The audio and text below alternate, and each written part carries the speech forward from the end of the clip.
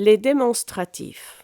Dans cette vidéo, nous allons parler des pekeur démonstratifs ou adjectifs démonstratifs et comment on les utilise. Pekeur, les démonstratifs, sont des mots que nous utilisons pour montrer quelque chose ou pointer vers quelque chose ou vers quelqu'un.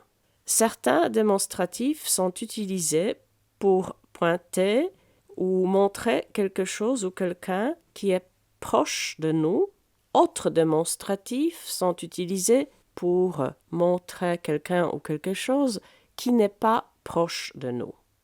En français, il n'y a pas d'une telle distinction, mais pour insister qu'on parle d'une chose ou de quelqu'un qui est proche de nous, on emploie ceci, cette-ci, c'est-là.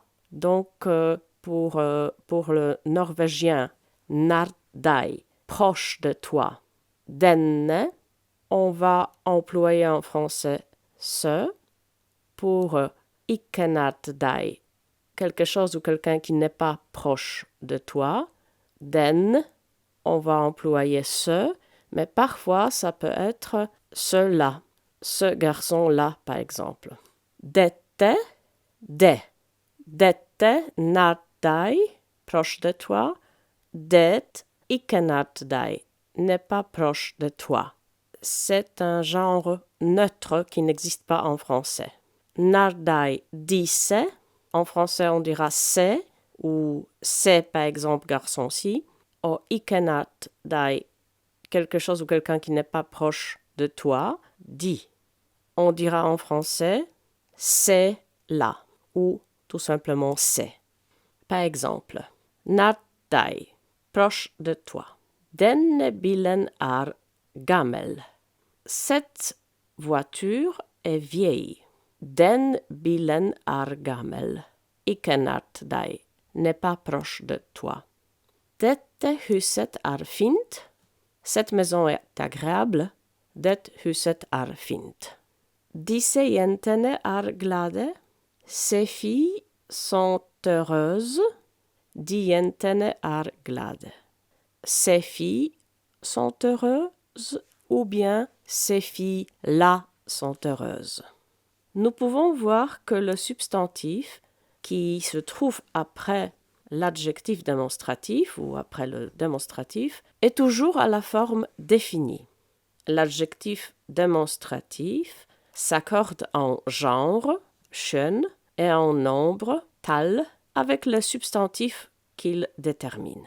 Dans ce tableau, nous voyons que les démonstratifs varient en nombre, singulier et au pluriel, et aussi en genre. C'est-à-dire que si le nom vers lequel vous allez pointer est singulier, masculin ou féminin, on utilise dette lorsque le nom est proche de nous et det lorsque le nom n'est pas proche de nous. Comme je l'ai déjà signalé, en français, on ajoute si ou la au substantif quand nous voulons différencier les deux substantifs. Par exemple, cette maison-ci, dette huset, et cette maison-là, det huset. Quand vous pointez vers le nom au pluriel, on utilise disse si le nom est proche de nous. Alors en français, on dirait c'est ou c'est si. Et vous employez dit quand le nom n'est pas proche de nous. Donc en français, on dirait c'est là. Par exemple, denne stolen er blå. Cette chaise est bleue. Nous employons denne parce que le substantif est au singulier et masculin et c'est proche de nous. On ne peut pas oublier que le substantif qui se trouve après l'adjectif démonstratif est toujours à la forme définie. Den stolen er blå. Cette chaise est bleue. Ental, hanschen og ikke nært. Singulier, masculin et qui n'est pas proche de nous. Pour cette raison-là, nous employons den. Dette bordet er gammelt. Cette table est vieille. Ental, intention, ognat. Singulier, neutre et proche de nous. Pour cette raison, on utilise dette. Ental, intention, ikenat. Singulier, neutre, qui n'est pas proche. Alors, pour cette raison, on utilise dette. Disse stolene er slitte. Ces tables sont usées. Flertal, ognat. Pluriel et qui est proche. Pour cette raison, nous employons disse.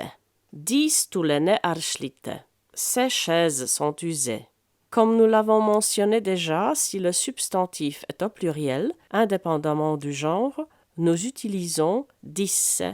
Si les substantifs se trouvent proches de nous, ou dit. Quand le substantif n'est pas proche de nous. Vous rappelez-vous ce que sont les démonstratifs et comment on les utilise? Sinon, regardez à nouveau la vidéo. Merci pour votre attention.